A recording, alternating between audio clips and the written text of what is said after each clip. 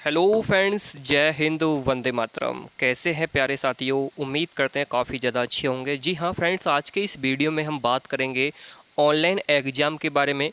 क्या है पूरा प्रोसेस, किस तरीके से आपका जो ऑनलाइन एग्ज़ाम है वो यहाँ पर होता है, न्यू रूल्स क्या हैं, किस तरीके से मैं आप सभी को इस वीडियो में बताने वाला हूँ वो बहुत ही ज़्यादा इंपॉर्टेंट है।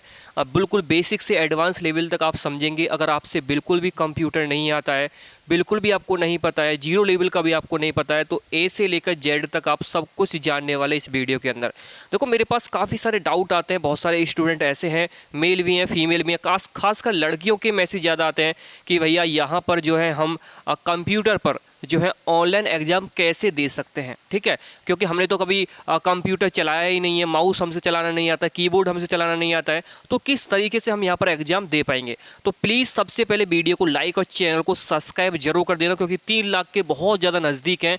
जितने भी यहाँ पर चाहे लड़कियाँ हैं चाहे लड़के हैं, मेल फीमेल दोनों, जो भी इस वीडियो को देख रहे हैं, वीडियो को लाइक करके चैनल को सब्सक्राइब कर देना, और हो सके तो अपने दोस्तों में भी शेयर जरूर कर देना। चलिए फ्रेंड्स, आज के इस वीडियो में जानते हैं। दोस्तों, आप सभी को बता दें कि मैंने भी काफ़ी सारे एग्जाम जो हैं क्लियर किए हैं यहाँ पर। ठीक है, तो काफ़ी सारे हमारे ऐसे साथी हैं जो मुझसे पूछते रहते हैं, भैया आपने कैसे एग्जाम पास किया, कौन सी ट्रिक थी, कौन सी ऐसा तरीका था जिससे आप एग्जाम पास यहाँ पर कर लिए, वो हमें बता दीजिए। तो देखो दोस्तों, मैं अपना जो तरीका है आपको बताने जा रहा हूँ, किस तरीके से आपको पढ़ना है, क्योंकि ये तरीका आपको हर कोई यूट्यूब पर नहीं बताएगा। क्योंकि ये जो ट्रिक होती है, बहुत सारे बच्चे इसको नहीं जान पाते हैं। समझ में आया? तो आपने सुना होगा दोस्तों बहुत सारे बच्चों से जो टॉपर होते हैं कि हार्ड वर्क नहीं स्मार्ट वर्क कीजिए। तो आज के इस वीडियो में मैं वही स्मार्ट वर्क आप सभी को बता रहा हूँ। देखिए फ्रेंड्स, मैं आप सभी लोगों के लिए लेकर आ चुका हूँ पूरे यूट्यूब पर सबसे बेस्ट कंटेंट। अब सिलेक्शन होगा 100%। कैसे? पढ़िए वही जो सीधा एग्जाम में आए। जी हाँ, अब आपको जो टॉपर्स पढ़ते हैं ऐसे आपको पढ़ना होगा। कैसे? देखिए, जैसे मेरा खुद का सिलेक्शन हुआ है, मैंने भी इसी चीज़ को पढ़ा था और मेरा खुद का सिलेक्शन हुआ है। कैसे आपको पढ़ना है मैं आप सभी को बता देता हूँ। देखो, मैंने आप सभी लोगों के लिए कंप्लीट जो नोट्स हैं वो तैयार कर दिए आरपीएफ के लिए। अब अगर आप यहाँ पर लेना चाहते हैं तो 500 रुपये के जो नोट्स हैं, मात्र अभी आप सभी को 99 में मिल रहे हैं। 500 का पेमेंट आपको बिल्कुल भी नहीं यहाँ पर करना है। समझ में आया? मात्र 99 के पेमेंट से आप यहाँ पर जो है ये नोट्स ले सकते हैं खुद के, हमारे जो हैं जिनसे मैंने खुद सलेक्शन लिया, और एक एग्जाम मैंने लगभग 5 एग्जाम में सलेक्शन लिया है इसी नोट्स को पढ़ के। और ये नोट्स अपडेट होते रहते हैं हर साल। ऐसा नहीं है कि पुराना मैं आपको नोट्स दे रहा हूँ, हर साल दोस्तों नया अपडेट मिलता रहता है, हर साल नए नोट्स बनते रहते हैं। तो इसी साल 2024 के लिए फिर से नए नोट्स मैंने तैयार कर दिए आप लोगों के लिए। तो नोट्स लेने के लिए क्या होगा, आपको व्हाट्सअप पे आना है, इस नंबर पे 6396453592 इस नंबर पर मैसेज करना है, और 100% सिलेक्शन की गारंटी मिल रही है। आप थक चुके हैं पढ़ पढ़ के, आप वहाँ से पढ़ लिए, इधर से पढ़ लिए, उधर से पढ़ लिए, समझ में नहीं आ रहा है, क्वेश्चन सॉल्व नहीं हो रहा है, प्रैक्टिस सेट लगाने तो क्वेश्चन नहीं सॉल्व होते हैं, कम नंबर हो जाते हैं। भाई ये दिक्कत बहुत ज़्यादा बच्चों के साथ है, और मैं आपसे वादा करता हूँ जिसने भी ये नोट्स पढ़ लिए ना, आपका स्कोर बढ़ेगा और आपका कॉन्फिडेंस लेवल भी बढ़ेगा। ठीक है, अगर आप ये सोचते हैं कि भैया मेरा बहुत ज़्यादा दिक्कत आ रही है तो लाइफ में, तो ये देखिए दोस्तों, यहाँ पर ये जो स्टार कंधों पर आप देख पा रहे हैं, ये आपके कंधों पर भी लगने वाले हैं। ठीक है, बस मेहनत करनी है मेरे भाई, बिल्कुल जी जान से इस बार जो है आरपीएफ में झोंक देना है पूरी तरह अपने आप को। और मैंने आपसे जो वादा किया है, तो आपको भी मुझसे एक वादा करना होगा कि भैया जैसे आप बोल रहे हैं, हम 3 नहीं, हम 4 नहीं, हम 5-5 घंटे पढ़ेंगे, लेकिन इस बार एग्जाम को निकालेंगे, क्योंकि ये मेरी ज़रूरत बन चुकी है। क्योंकि इस बार मैं बहुत ज़्यादा परेशान हो चुका हूँ और मुझे वर्दी हर हाल में ही चाहिए। तो हर हाल में वर्दी चाहिए, तो हर हाल में PDF भी लेनी पड़ेगी, तो ही आपका सिलेक्शन यहाँ पर निश्चित है। और मैंने जो आपसे बोला है वो एक एक बात सच है। मैं अभी इसके बारे में ज़्यादा नहीं बता रहा हूँ, मतलब आपको ये खुद ही आप बताएंगे जब एग्जाम हॉल से आप निकलेंगे, जब बोलेंगे कि हाँ भैया आपने सही बोला था, प्रिंस भैया ने जो सही कहा था वो वास्तव में यहाँ पर हुआ है। ठीक है, तो जिसको चाहिए भाई ले सकता है, किसी के साथ कोई जोर जबरदस्ती नहीं है। 100 रुपये मतलब 99 रुपये इसका प्राइस है, यहाँ पर आप देख भी सकते हैं, जिसको चाहिए वो ले सकता है। ठीक है, अब आते हैं अपने सवाल पर कि कैसे होगा हमारा ऑनलाइन एग्जाम, उसके बारे में जानते हैं इस वीडियो के अंदर। देखो, मैं आपको बिल्कुल बेसिक से बताऊंगा, ठीक है, बिल्कुल जीरो लेवल से। लेकिन जिसको और ज़्यादा बेसिक से जानना है तो इसके लिए मैं और 2 वीडियो पहले बना चुका हूँ। एक वो वाली वीडियो जो एग्जाम हॉल में जाने से पहले, यानी कंप्यूटर पर जाने से पहले क्या क्या प्रोसेस हमारा होता है, कैसे चेकिंग होती है, क्या क्या हमको अंदर ले जाना है, क्या क्या नहीं ले जाना है, उसके ऊपर मैं ऑलरेडी एक वीडियो बना चुका हूँ।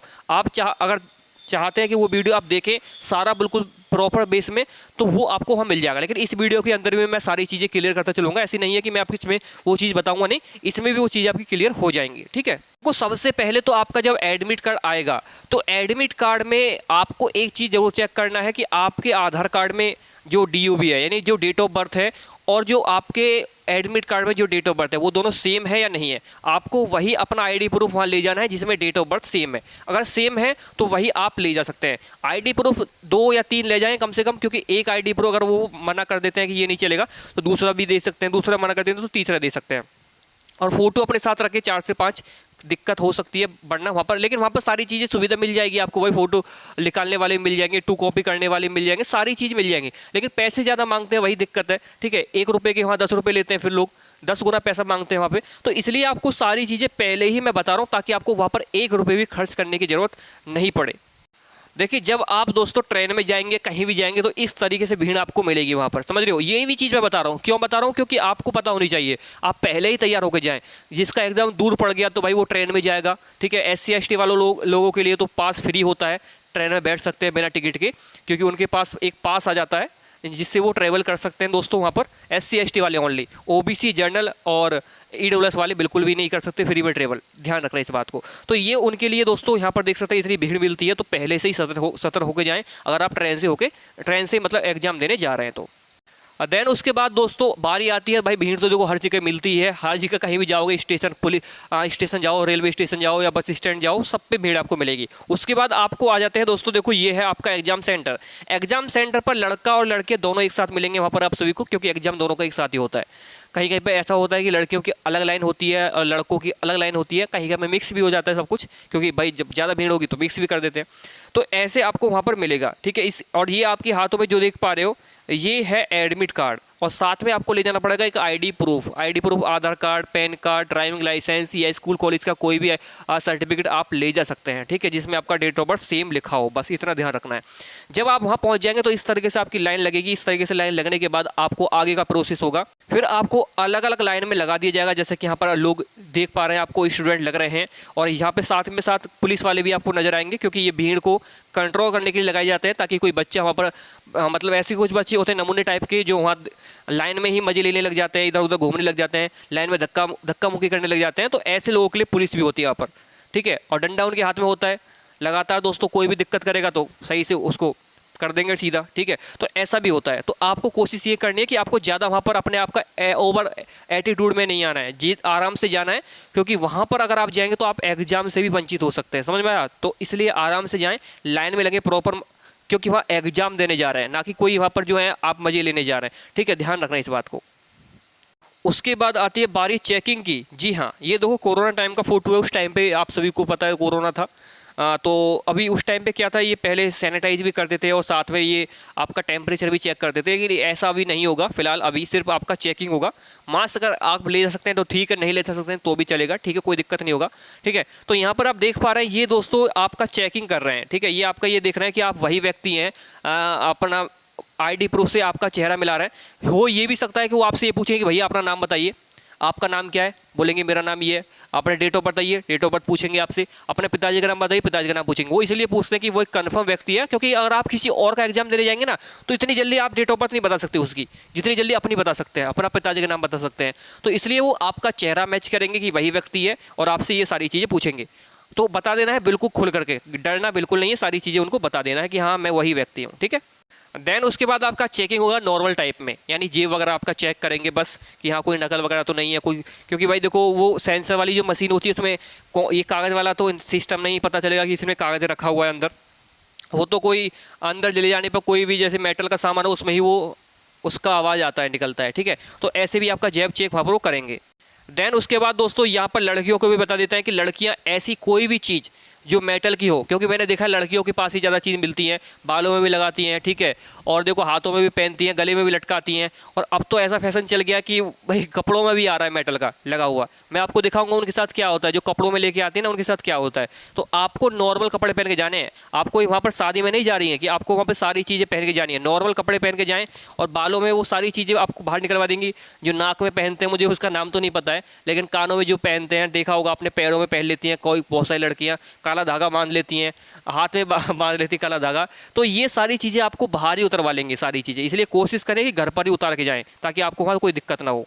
ये देख पा रहे हो यहाँ पर लड़कियाँ को अब ऐसे कानों में से उनके जो वो होती हैं बालियाँ वगैरह उतारी जा रही हैं, ठीक है, वो सारी चीज़ कोई भी अलाउ नहीं होगी। यहाँ पर देख पा रहे हैं, अगर नहीं उतारेंगे तो वो खुद ही उतरवा लेंगे और ऐसे ही फेंक देंगे, चाहे आपका सामान कितना भी कीमती हो। तो उस बात की टेंशन भी लेनी है आपको, समझ में आया कि हमारा सामान कीमती है तो हम पहले ही अपने बैग में या किसी फैमिली मेम्बर को पकड़ा दें ताकि आपको कोई दिक्कत वहाँ पर नहीं हो।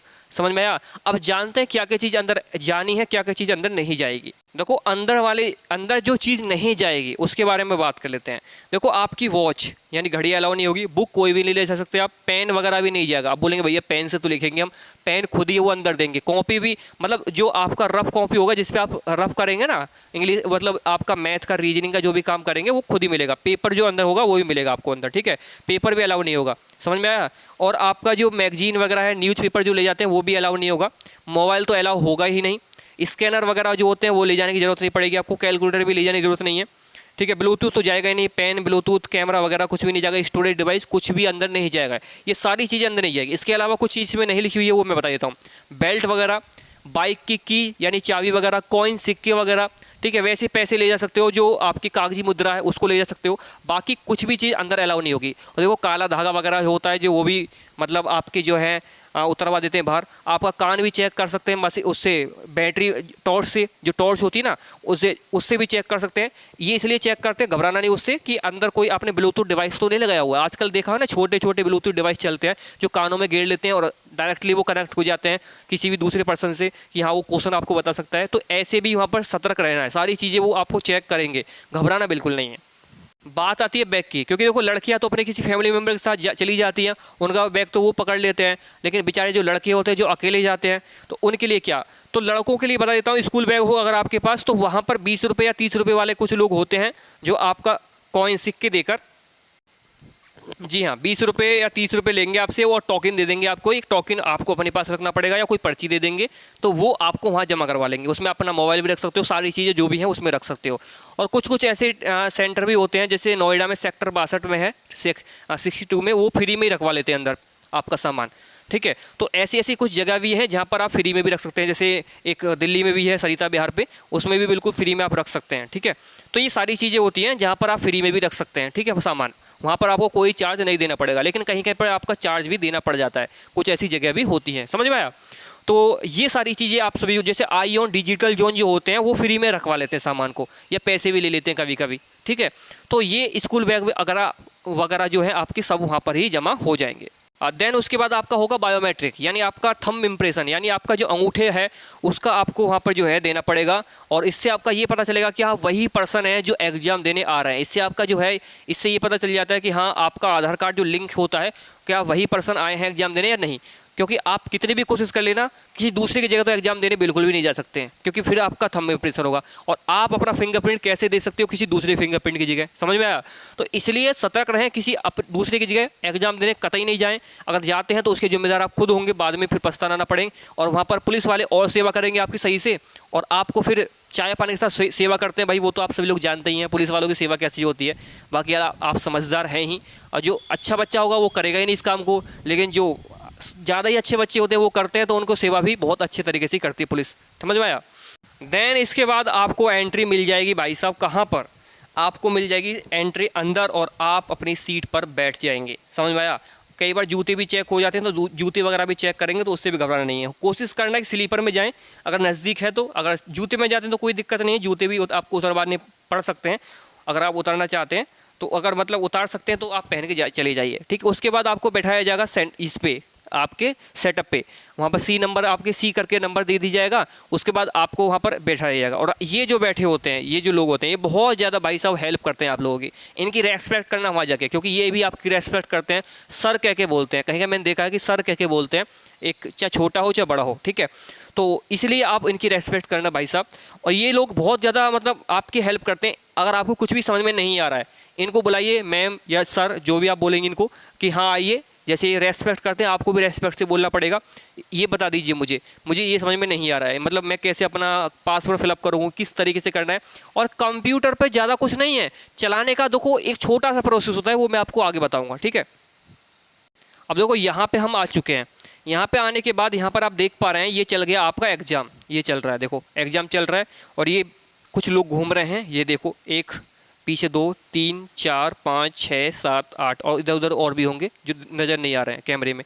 तो इसका मतलब ये वही लोग हैं जो आपके यहाँ पर हेल्प करते हैं।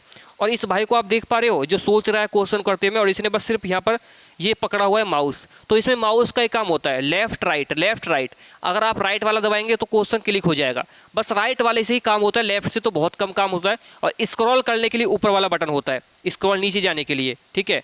मतलब लेफ्ट वाले बटन को दबा के रखिए और नीचे को आ जाइए, तो इससे आप स्क्रॉल कर सकते हैं नीचे को, बस इतना ही काम होगा। इससे ज़्यादा देखो ये जो आपका कीबोर्ड रखा हुआ है ना, इससे आपका 1% काम भी नहीं है, 1% काम भी, जी हाँ बिल्कुल 1% काम भी नहीं, सारा का सारा इसी से होगा। बस क्वेश्चन सेलेक्ट करना है, सेलेक्ट करने के लिए राइट वाला और स्क्रॉल करने के लिए लेफ्ट पे आपको थोड़ा क्लिक करके रखना है और नीचे स्क्रॉल कर देना है, मतलब आप नीचे आ जाएंगे। बस इतना ही काम है, इससे ज़्यादा कोई काम नहीं है।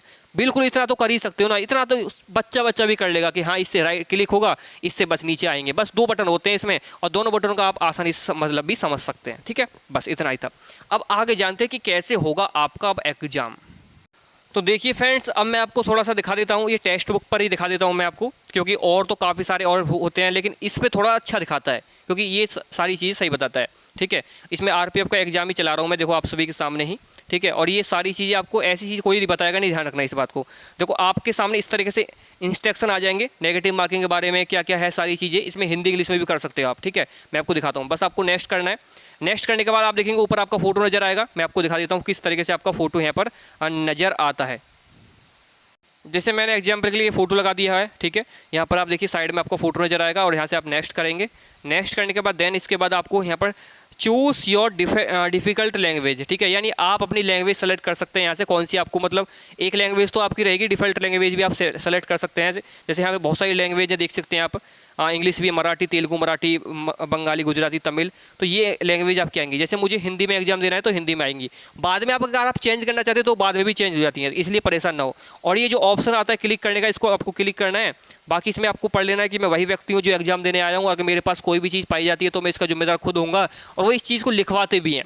जब आप जाएंगे तो आपको छोटा सा फॉर्म देंगे जिसमें आपका फोटो लगा होगा, उसमें सिग्नेचर करवाएंगे, थंब लगवाएंगे आपका, और वहाँ लिखवाएंगे भी वो हिंदी इंग्लिश में कि इसको लिखिए कि मैं वही व्यक्ति हूँ, अगर मेरे पास कोई इस तरीके की कोई भी मतलब ब्लूटूथ डिवाइस या कोई भी ऐसी इलेक्ट्रॉनिक डिवाइस पाई जाती है तो इसकी जिम्मेदार मैं खुद होऊंगा और मुझे एग्जाम से वंचित कर दिया जाएगा। सीधा सीधा ऐसे लिखते हैं भाई, वो आपको लिखवाना पड़ेगा, वहाँ पर खुद लिखवाएंगे वो आपके हाथों से ही, ठीक है।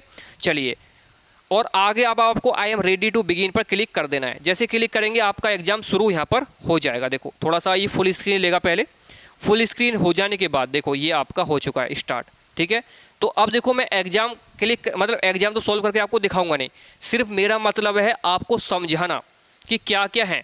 देखो ऑप्शन आपको यही सारे नज़र आ रहे होंगे, ये जनरल अवेयरनेस है, ये अर्थमेटिक रीजन, ये आपका, ठीक है, ये आपका दोस्तों जनरल अवेयरनेस है। उसके बाद ये ऑप्शन दूसरा खुल जाएगा, ये आपका मतलब अर्थमेटिक आपका खुल जाएगा, यानी आपका मैथ खुल जाएगा। उसके बाद यहाँ पर देखिए आपको जनरल इंटेलिजेंस रीजनिंग खुल जाएगा, ठीक है। ये रीजनिंग का 3 ही सब्जेक्ट है ना आपके, तीनों खुल जाएंगे, ठीक है, तीनों सब्जेक्ट खुल जाएंगे।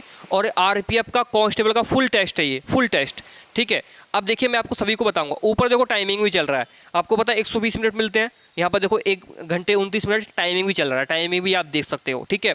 देन उसके बाद आपको यहाँ पर पुश करने का बटन तो ये इसमें दिया होता है टेक्स्ट बुक में, उसमें नहीं मिलेगा, पुश तो कर ही नहीं सकते किसी हालत में, ठीक है। अब आती है भाई कि हमें ये क्वेश्चन समझ में नहीं आ रहा है, मान के चलो मुझे इंग्लिश में करना है, तो यहाँ पर जाइए, क्लिक कीजिए और यहाँ से आप कोई सी लैंग्वेज में कर सकते हो। जैसे इंग्लिश में करना है तो इंग्लिश में हो जाएगा, देखो हो गया। मराठी में करना है तो मराठी, तेलुगु में करना है तेलुगु, बंगाली में करना है बंगाली में हो जाएगा। सारी लैंग्वेज आपको मिल जाएंगी, ठीक है, जो भी आप सेलेक्ट करना चाहते हो। मैं हिंदी में दे रहा हूँ तो हिंदी में सब समझते हैं, इसलिए मैंने हिंदी में कर लिया है। देखो पहला क्वेश्चन है, मान के चलो पहला क्वेश्चन आपसे नहीं आता है तो क्या करोगे। ऐसा नहीं है कि क्या करोगे वहाँ पर कोई बताने आएगा, करना तो भाई सॉल्व पड़ेगा ही। सिर्फ एग्जाम में टाइम बचाने के लिए क्या करना है वो समझिए। मार्क फॉर रिव्यू नेक्स्ट का एक बटन होता है, इस पर क्लिक करेंगे। इसका मतलब ये होता है कि ये क्वेश्चन मैं करूंगा लेकिन बाद में करूंगा, अभी मैं इसको नहीं कर रहा हूँ क्योंकि अभी मैं इसका आंसर नहीं दे सकता हूँ, शायद मेरे दिमाग में बाद में इसका आंसर आ जाए, तो मैं mark for review and next कर दूंगा। कर दिया मैंने, ठीक है। इसके बाद दूसरा दोस्तों सहकारी आयोग का संबंधित है, तो ये इसके बाद यहाँ पर आ गया। अब ये क्लियर रेस्पॉन्स का मतलब क्या होता है, जैसे मान के चलो मैंने क्वेश्चन इसका दूसरे क्वेश्चन का आंसर लगा दिया, ये सी लगा दिया है, नहीं वैसे लगा दिया, चलो बी लगा दिया, चलो मैंने। उसके बाद दोस्तों देखो, इसके बाद मैं क्लियर रेस्पॉन्स करता हूँ, तो क्लियर रेस्पॉन्स जैसे मैंने क्लिक किया, देखो कर दिया, सारे ऑप्शन खत्म हो गए, मतलब मिट गया, जो भी ऑप्शन मैं लगाया था वो हट गया। इससे ये होता है कि अगर हमने लगा दिया बी और हमें लगाना था सी, तो अब सी लगा दिया। क्लियर रेस्पॉन्स का इससे कोई मतलब भी नहीं है। आप बिना इस पर क्लिक किए तो किसी और पे क्लिक कर सकते हो। देखो मैंने चौथे पे कर दिया, अब सेकंड पे कर दिया, फर्स्ट पे कर दिया, तो ये भी कर सकते हो। इसका कोई मतलब नहीं होता है, ये वैसे ही दिया होता है, वैसे बटन कभी जिसको करना है यूज़ कर सकता है। उसके बाद देन बाद जैसे सरकारी आयोग का संबंध है, तो अगर इसका कोई भी, जैसे मान के चलो मैंने सी लगा दिया, उसके बाद यहाँ पर देखो नीचे आप देखेंगे तो सेव एंड नेक्स्ट का बटन दिया हुआ है। सेव एंड नेक्स्ट यहाँ पर देखेंगे, मैं आपको दिखाता हूँ। आपको फिर यहाँ पर सेव एंड नेक्स्ट क्लिक करने के बाद ही आपका एक क्वेश्चन काउंट माना जाएगा। जैसे मैं क्लिक करता हूँ, ये देखो कर दिया मैंने, ठीक है। अब यहाँ पर 3 डॉट पे क्लिक करके देखता हूँ कि मैंने कितने क्वेश्चन का आंसर दिया है। देखो एक क्वेश्चन का आंसर दिया है मैंने यहाँ पर, और यहाँ पर अभी कोई मार्क फॉर रिव्यू में नहीं है, 0 है। और 48 अभी मैंने नोट विजिट की है, क्योंकि आपको पता है 50 नंबर की आपकी जी की आती है।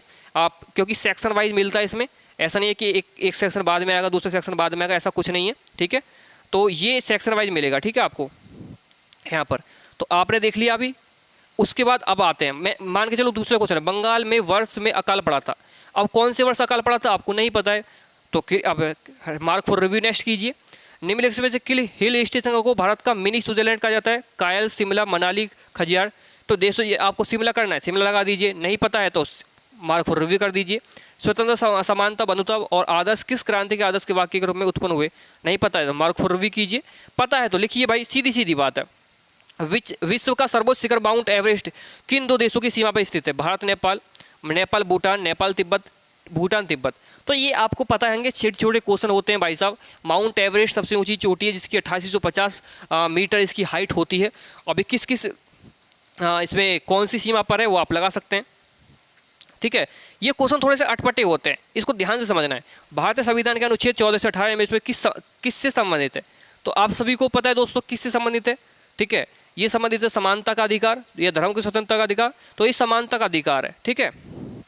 ये समानता का अधिकार यहाँ पर होता है, ठीक है। यहाँ पर आप इंग्लिश में भी देख सकते हैं, जो इंग्लिश वाले हैं, राइट टू इक्वलिटी, ठीक है। 14 से 18 है, जैसे 14 में समानता का अधिकार है, 15 में धर्म जाति लिंग के स्वतंत्रता है, ठीक है। 16 में लोक, इसमें आपका 16 में आपका ये है, 16 में आपका दोस्तों जो है इसमें लोक नियोजन में समानता, सॉरी 18 में ये तो 17 में है आपका अस्पृश्यता या छुआछूत से अंत, 19 में आपकी वॉक स्वतंत्रता है, ठीक है, जिसमें 5 तरह की स्वतंत्रता और दी जाती है। तो इस तरीके से आप पढ़ाई कर सकते हैं भाई साहब, जिसके बारे में आपको कंप्लीट जानकारी मिलती रहेगी, ठीक है। तो इस तरीके से देखो, मैं क्वेश्चन तो सॉल्व नहीं कर रहा हूँ, सिर्फ आपको बता रहा हूँ भारत की पहली पंचवर्षीय योजना की अवधि क्या है। आपको पता है 1951 से 1956 के बीच में ये चली थी। तो ऐसे क्लिक करते जाइए। 2011 की जनगणना के अनुसार भारत की कितनी प्रतिशत आबादी द्वितीयक कार्यों में लगी थी? द्वितीयक कार्य मतलब आपको पता होना चाहिए कि और भी जैसे कृषि होती है, पहले तो हमारा कार्य सबसे पहला कृषि है। द्वितीय कार्य जैसे आप सभी को पता है भाई साहब, और भी जो कार्य लगे होते हैं हमारे, क्योंकि सबसे ज़्यादा कृषि में ही लोग काम करते हैं, ठीक है। तो बाकी और द्वितीय कार्य हो जाते हैं।